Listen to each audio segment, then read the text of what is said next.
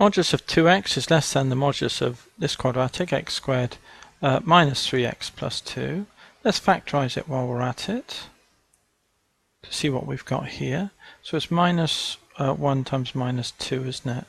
That will give us x squared minus 2 minus 1 x's, which is minus 3, and then minus times minus make a plus 1, 2 is 2. So we've actually got this, haven't we? So this is our problem.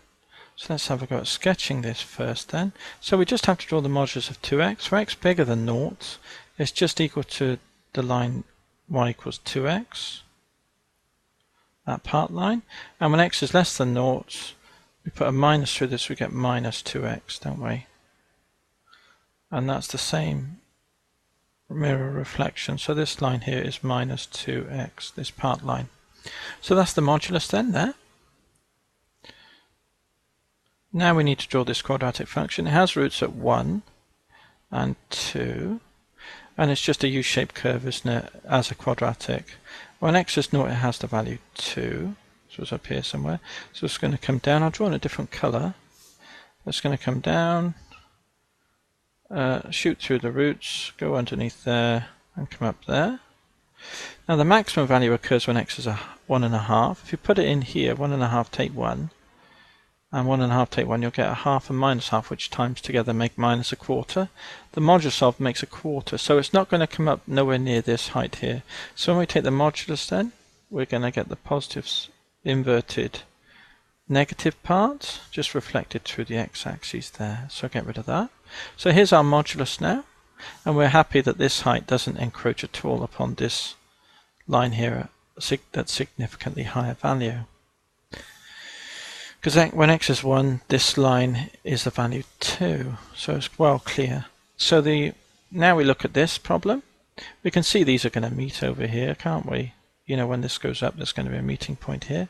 So when is this 2x, the yellow, underneath? When is it underneath the grey line? Well, we can see it's underneath from this point and back. So label that A, back that way. The yellow is underneath the grey, and the yellow is underneath the grey. If I just, sorry about this, but I'm going to draw another vertical line here, make it badly drawn sketch, I know, and this is B, and it's going to be bigger than that because the grey line just crosses over there, doesn't it? So what are the values A and B first of all then? It's less than, so it doesn't include the endpoints, but it's these line segments here are the solution set.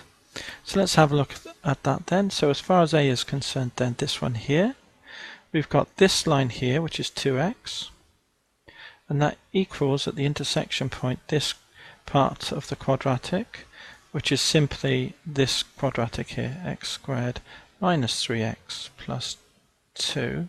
But also you'll notice that it's the same, you're going to get two solutions because this line is 2x again, and over here you've still got that same quadratic.